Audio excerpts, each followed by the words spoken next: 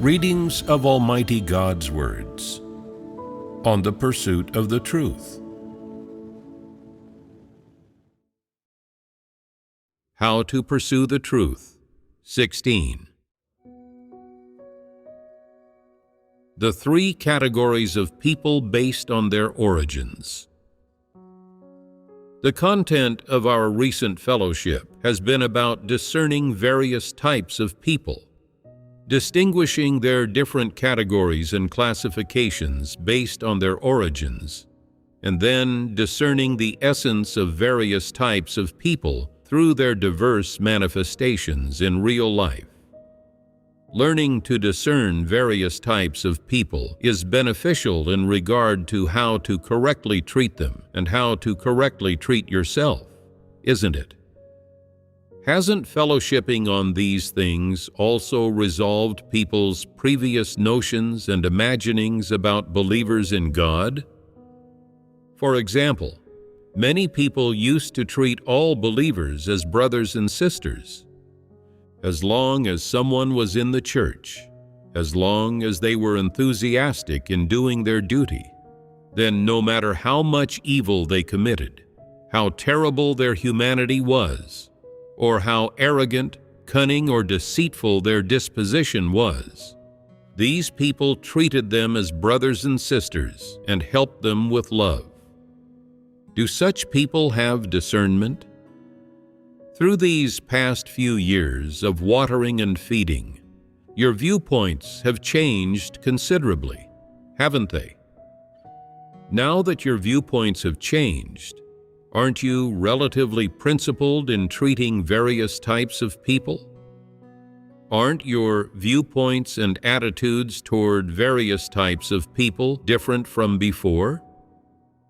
Before fellowshipping on these issues, people had no discernment of various types of people, believing that as long as someone believed in God, they were a good person, a member of God's house, and that even those with bad humanity were those whom God intends to save. Looking at it now, is that the case? This is now not the case. So, looking at it now, are there more good people or bad people? I think there are more bad people. Previously, I saw many people as quite good, but through God's fellowship and by relating it to the manifestations of various types of people, I feel there are more bad people. Previously, at most, you had some discernment of those who were obviously disbelievers, opportunists, evil spirits, unclean spirits, and those who could cause obvious disruptions and disturbances, knowing they were not good people or brothers and sisters. Now, through such fellowship, aside from being able to discern those with obvious manifestations, aren't you basically able to discern all people based on their revelations and manifestations? So, after such fellowship, when you interact with people again, doesn't it feel different from before? It's a bit different. Now, when I interact with people, I focus on observing their revelations and what viewpoints they express when they encounter things, to gauge whether they are reincarnated from humans, animals, or devils. I have come to focus on discerning people based on their essence and classification. This means you've learned to discern people. Can you discern yourself then? In short, fellowshipping on this topic is beneficial for discerning people. It can help you discern the behaviors and viewpoints of various types of people and see through to the essence of these people. This way, you will treat various types of people according to principles, and when encountering some special people, events, or things, you won't treat them based on notions and imaginings, and you will be able to grasp some basic principles in handling problems, thus doing fewer foolish things. For example, previously, when seeing some people with abnormal behavior or distorted thoughts and views. You might have thought such people had poor caliber and no comprehension ability, or that they had heard few sermons and had too shallow a foundation, and that therefore you should put in some effort to water and help them more. Now, through fellowship, having gained discernment of those reincarnated from animals and those reincarnated from devils, you will abandon those previous foolish practices and no longer engage in fruitless tasks. So, can you treat people according to the truth principles? We can do it somewhat. Will you have deviations in your practice? If I can't judge a person's essence accurately, I might have deviations in my practice. Under what circumstances would you have deviations in your practice? Suppose their outward behavior strongly conforms to most people's notions. They can pay a price and forsake things, often say correct things, and frequently give charity and help others. In terms of humanity, this person is considered kind, but at the same time, they simply are not normal, and they often exhibit some extreme behaviors, and they display some supernatural manifestations. Would you be able to discern such a person? Do you know how to treat them? Only because of God's fellowship last time do I know that such a person is one of those reincarnated from devils. You can characterize their essence as being that of a devil and can see through this fact. But can you determine what the appropriate way to treat them is based on their manifestations in daily life and their current state? This involves the principles of treating people. So, what is the appropriate way to treat this type of person? If their state of life is basically normal, they haven't caused disturbances to the church's work, and haven't disturbed others, then treat them correctly. If they can render service, let them do so. If they cannot, and have caused disturbances to others, and most people have seen through their manifestations and revelations and can determine that their essence is that of a devil, then it's not too late to handle them by clearing them out. Isn't this a principle? This is a principle. You must be clear in your heart. No matter how they are handled afterward, the timing must be appropriate. Suppose you see through them, but most people haven't had contact with them, much less seen through them.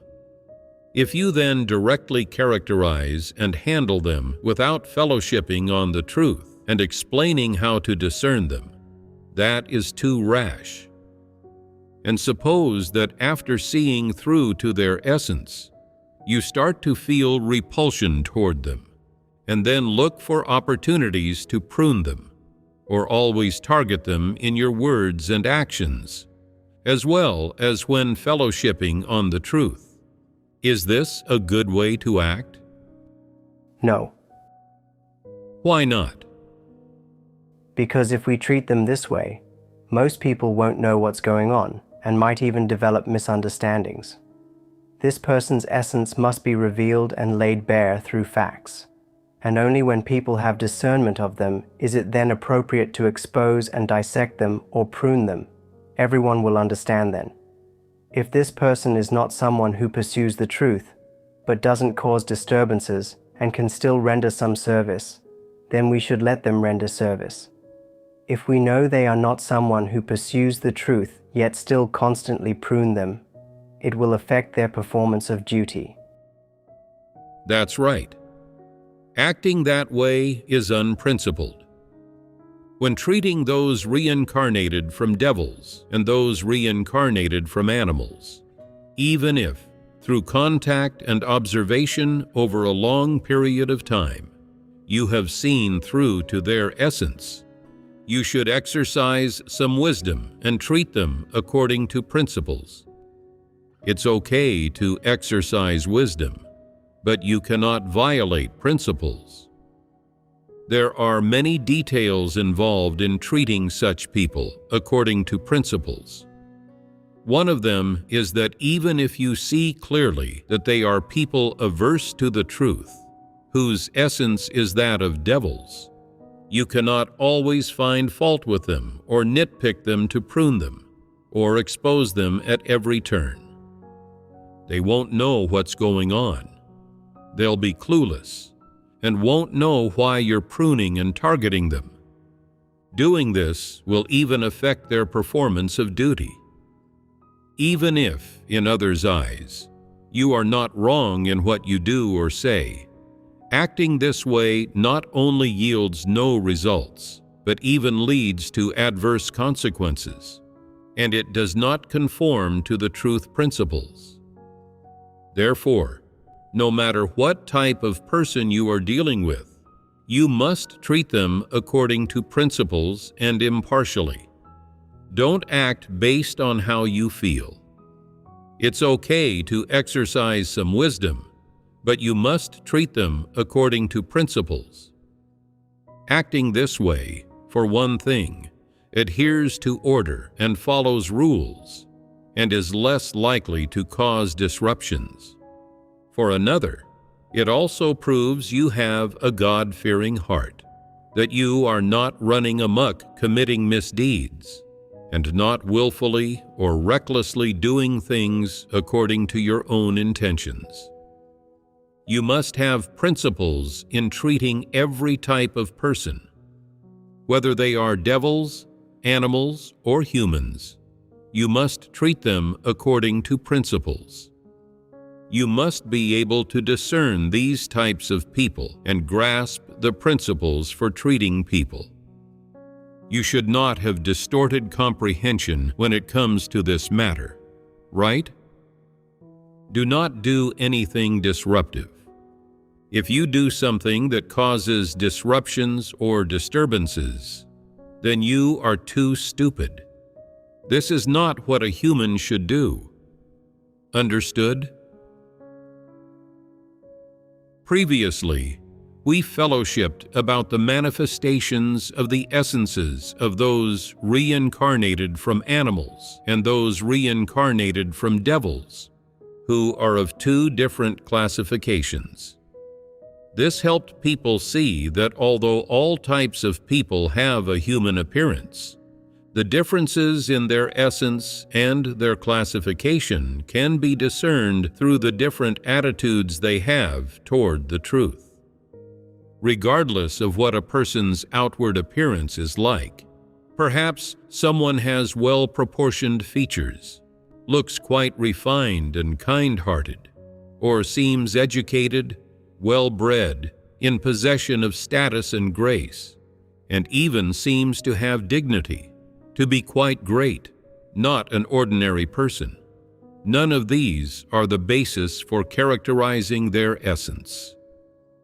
No matter what their looks are like, whether they are tall or short, fat or thin, what their skin color is, or whether their life is affluent or impoverished, none of these can demonstrate what their essence truly is. Characterizing a person's essence cannot be based on the standards of human traditional culture or sayings about moral conduct, nor can it be based on mottos or famous sayings of renowned people that get summarized by people throughout history, or the misleading statements of ruling parties. What then should it be based on? People must use God's words, the truth expressed by God and God's requirements for people, as the basis to judge and determine the essence of various types of people. One absolutely must not judge people based on their outward appearance, their gifts, or the knowledge they have come to grasp, and certainly not based on a person's status or the role they play in society and among people. All such ways of judging people are wrong, One must judge people based on God's words. Only God's words are the truth. For one thing, it must be based on the truth. For another, it must be based on a person's attitude toward the truth and whether they can comprehend the truth. It is most accurate to discern a person's essence and determine their classification based on the truth. There will certainly be no error. The characteristics of people reincarnated from humans. 1. Possessing conscience and reason. After fellowshipping on the manifestations of those two types of people, those reincarnated from animals and those reincarnated from devils, next, we should fellowship on the manifestations of those who are reincarnated from true humans. We've now come to the most crucial part. Those reincarnated from animals have certain manifestations and characteristics to show for this, as do those reincarnated from devils. So, do those reincarnated from humans also have corresponding manifestations and characteristics? This is certain. We have mentioned some of the basic manifestations and characteristics of humanity possessed by true humans. Today, we will fellowship on the specific manifestations and characteristics of those reincarnated from humans. Given that the classification of this type of person is human, before we formally fellowship, let's first think about what the basic characteristics of being a human are. Or through your many years of interacting and associating with people, what are the characteristics you have observed in this type of person who has the classification of being human? What are their manifestations? Go ahead. This type of person who has the classification of being human possesses conscience and reason. For example, if they do something wrong or do wrong by somebody, or do something that violates the truth, they feel reproached in their conscience. This type of person can at least comprehend the truth, loves positive things, and detests negative things. Their conscience and reason are sound. Being able to comprehend the truth is a relatively high standard. Before they encounter the truth, what characteristics of humanity does this type of person possess? What are the characteristics of their actions, speech, and how they conduct themselves and deal with the world? What are the manifestations and revelations of normal humanity that they exhibit? That is, when they interact and associate with people, what manifestations do they show that allow others to see that they are positive figures? They are relatively rational. They are kind-hearted. They don't do things that cheat or harm others, and they have no intention of harming others. What you can think of are these positive manifestations that relatively conform to humanity, which are the manifestations of a good person in people's minds. Being kind-hearted, not cheating or harming others, being true to their word, having a sense of responsibility, being able to get along well with others, yearning for positive things and detesting negative things. These are all some positive manifestations of humanity. Are there any more? There is also having spiritual understanding, being able to understand God's words. Having spiritual understanding is unrelated to humanity, which we are currently discussing. We are mainly talking about the various viewpoints of people with humanity in handling matters, as well as manifestations of the essence of one's self-conduct and treatment of others.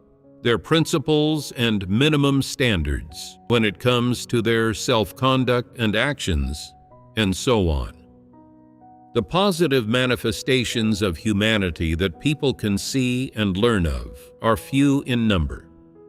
It seems that those among mankind who understand how to conduct themselves are truly rare. It's no wonder that many say they have failed in conducting themselves.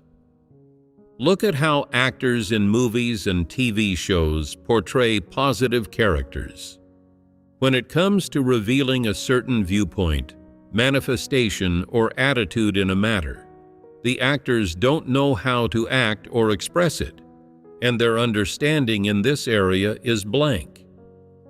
If you ask them to play a hooligan, a hoodlum, a mafia boss, a prostitute, a dissolute woman, or a famous or great person, they can act the part very well, portraying these people's every gesture, every word and action, even a single glance, with absolute vividness and specificity.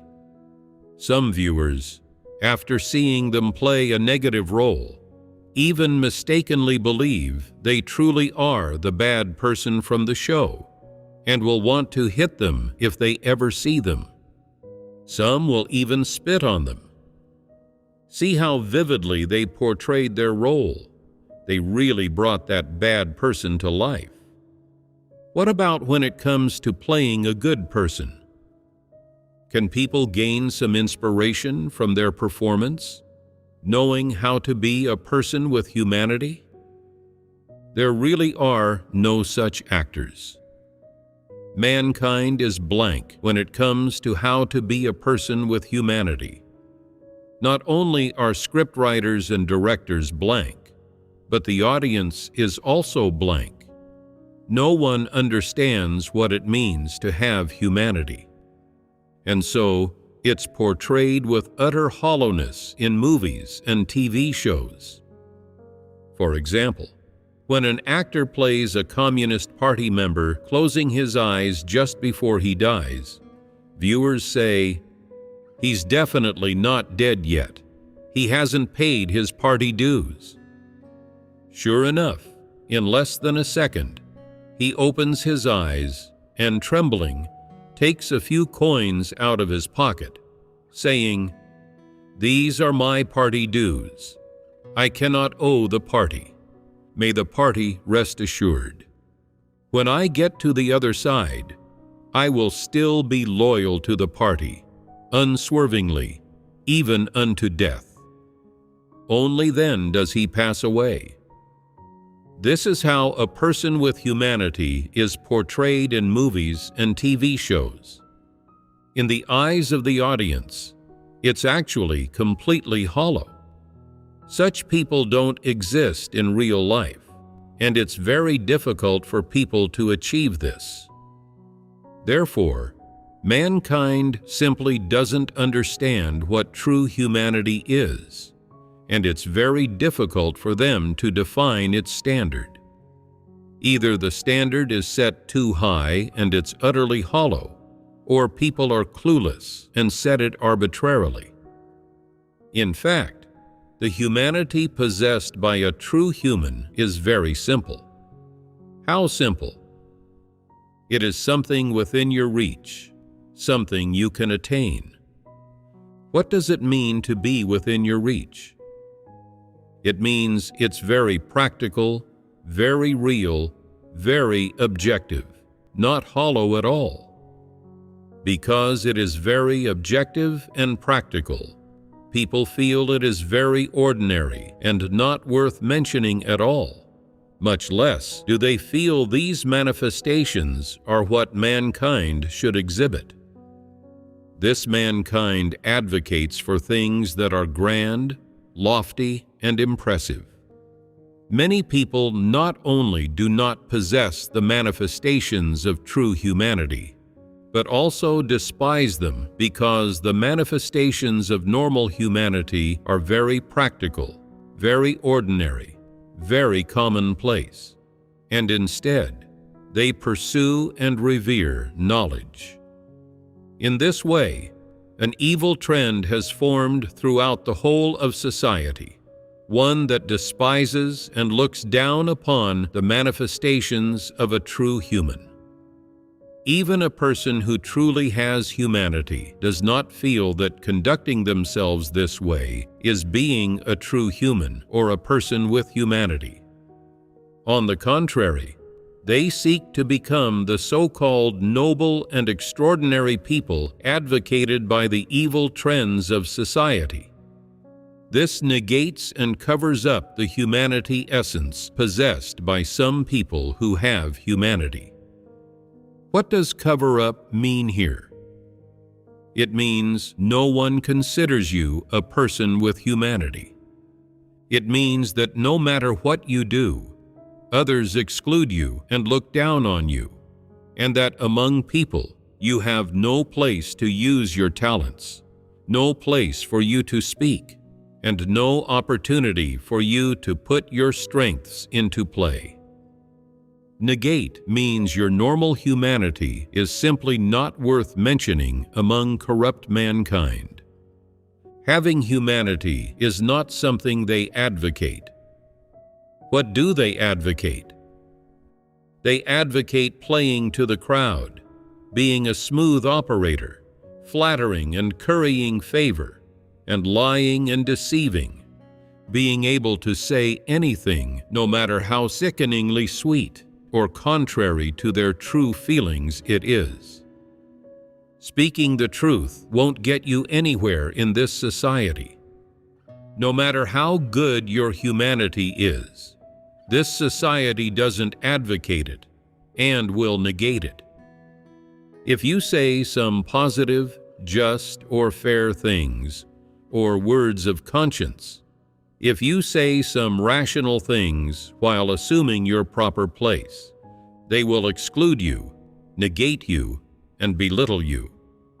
There are even some who will mock you, ridicule you, humiliate you, and then gather all wicked forces and powers to attack and ostracize you, ultimately making you feel too ashamed to show your face, making you negate yourself. You'll end up thinking, I'm no good. I can't adapt to society's trends, nor to these people. I don't know how to carry out plots. I can't contrive schemes or tricks. So it's very difficult for me to survive among these people. You start to feel very inferior, feeling unable to integrate with these people. Actually, you are unable to assimilate their philosophies for worldly dealings, their methods and means of handling matters, and their way of survival. After being negated by this evil trend and these evil people, you negate your own humanity and then try every means possible to adapt to them, to follow them, to integrate into society, to integrate with these evil people, and to integrate into this evil trend. You try to copy how others use tricks, intrigues, and schemes, and you also try to copy how others speak words of flattery, sickeningly sweet words, and words contrary to their true feelings. But no matter how you try to copy these things, and no matter how much effort you put in, all in all, you feel these are not the words you want to speak or the things you want to do. Every word you speak is so contrary to your true feelings, and everything you do makes you feel reproached in your conscience. You feel this is not what you should say or do. You live like this every day, wearing a mask. Though it seems that in terms of behavior, speech, or some thoughts and views you've integrated into this evil trend, and integrated with this corrupt mankind, deep inside, you are pained, repressed, and resentful. After having such a life experience, you begin to yearn for fair and just treatment, for positive things, and for the light. So, what characteristics of humanity does such a person possess that allow them to have such feelings and such experiences in the midst of other people and evil trends? Actually, it's very simple.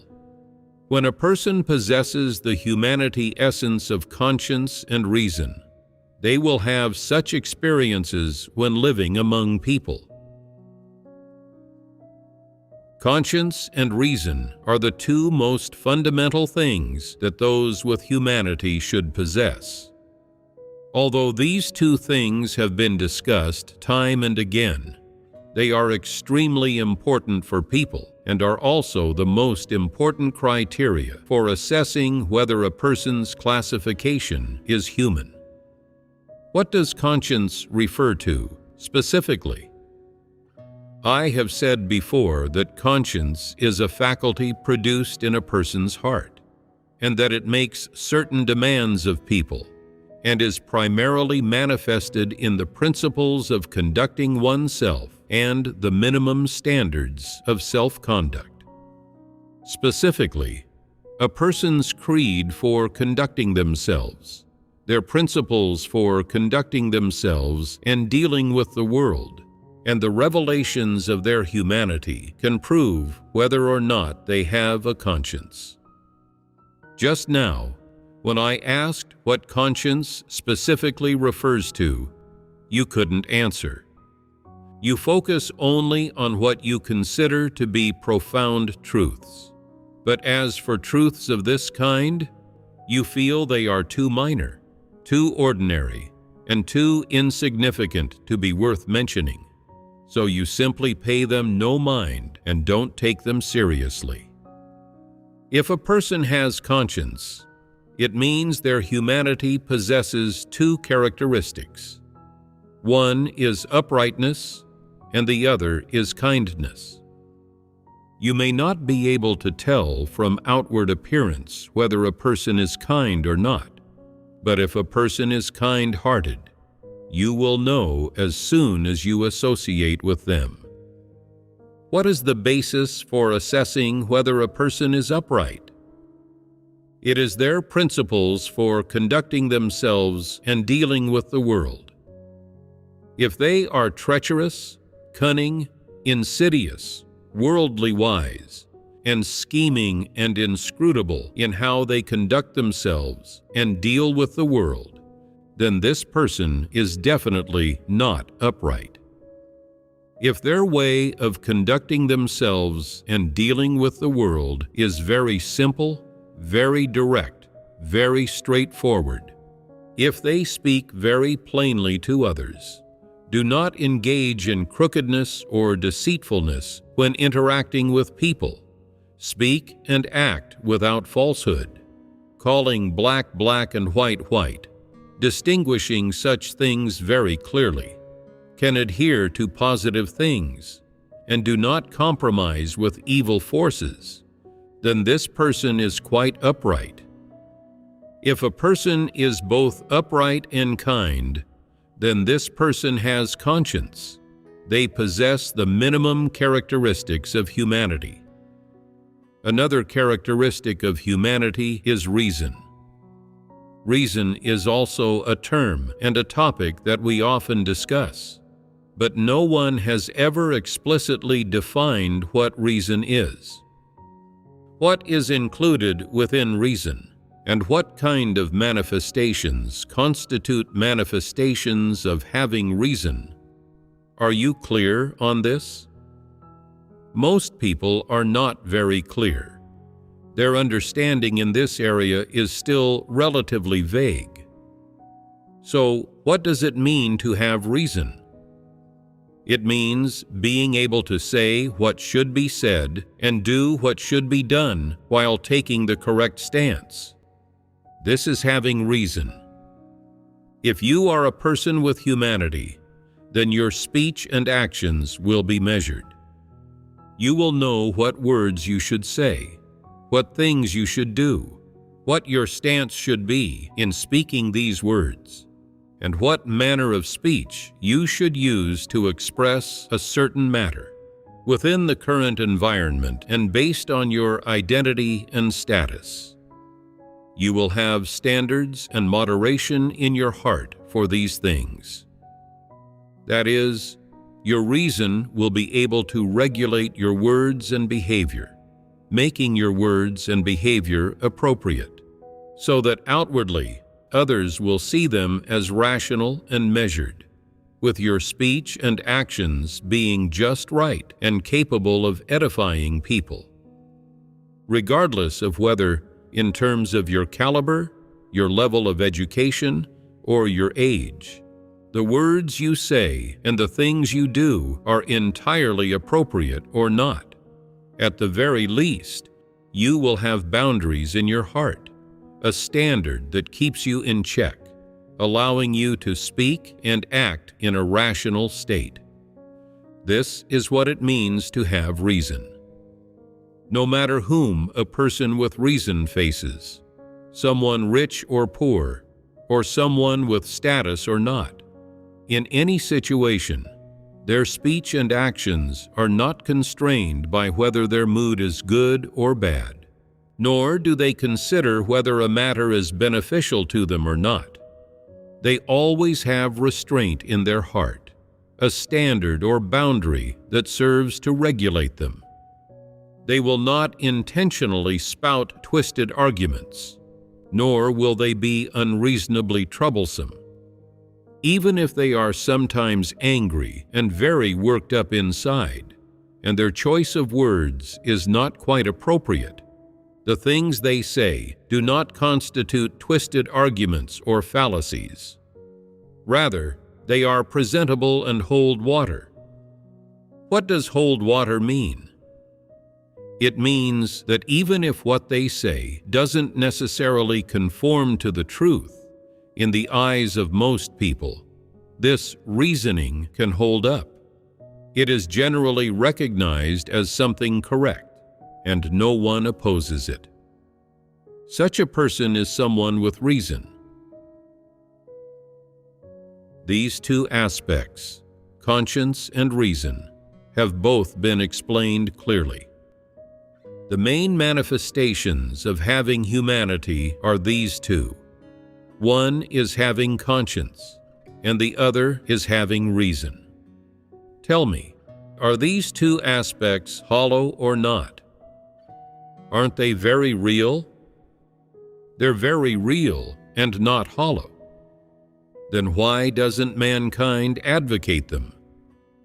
Because a person with conscience possesses uprightness and kindness, and upright and kind people, amid evil trends and among evil, corrupt mankind, are considered to be repulsive, as well as extremely insignificant, looked down upon by everyone.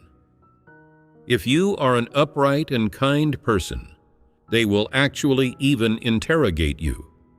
What's the use of your being upright and kind? Do you have knowledge? Do you have social status? Do you have renown or power in society? You say, I have no renown or power. I am just a somewhat upright and kind person. People will all laugh at you and spurn you. In their eyes, your having conscience and your being upright and kind are not capital. Without knowledge, status, and renown or power, you won't get anywhere in society. They say, you have conscience, but how much is conscience worth? What can you do? Can you employ intrigue and schemes or deceive people? Can you win over people's hearts and buy their favor? You can't do any of these. If you possess conscience, if you possess uprightness and kindness, these two aspects of humanity, then you won't be interested in those things found in society's evil trends. You won't follow these trends, so you won't get anywhere in society and will be ostracized by people. Why will they ostracize you? Because most people revere evil trends, and evil trends have become the mainstream in society.